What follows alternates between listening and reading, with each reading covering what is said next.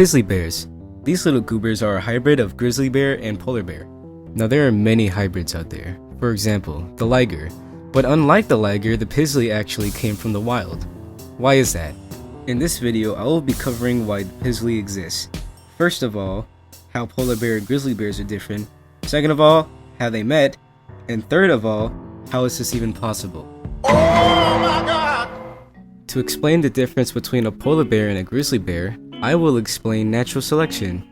Obviously, these animals have evolved to what they came from because of their environment.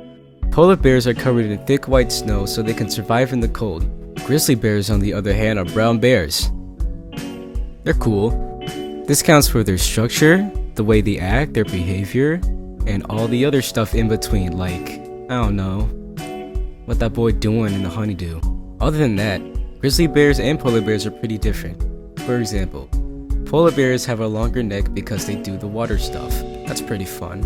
And they also have a stronger nose because they need air, which is pretty hard in cold temperatures. And grizzly bears, they're big, strong boys. They big, strong boys. So what if they evolved to be this way? The real question is, what did they evolve from? I might have lost track of the objective. Anyway, natural selection is when animals evolve so they do not die. Not only animals, but plants do this too. They turn into some freaky stuff. How did Mama and Papa meet? To answer this, we must explain why they're even here. Pizzlies live in North America where all the ice is, and polar bears live on ice. Which explains that, but how would they even go to grizzly bears and do a smoochy? Global warming is a pretty bad thing, and a pretty major thing in this time around, because you know, there are a lot of shows, and you want the merch of Seinfeld, and China makes that stuff to put more gas in the air because you like a show. It's pretty bad, we should stop doing that. But anyway, climate change. It's pretty hot.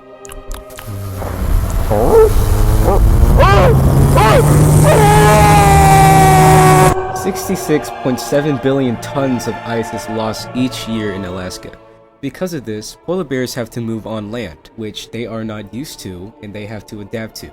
Not only that, but some polar bears are dying, which explains the amount of polar bears that you see on the Alaskan coast instead of being on the ice where they belong. Polies. Basically, Mama was a refugee and met Papa on the land. For our last topic, we'll be talking about why a grizzly bear would even mate with a polar bear.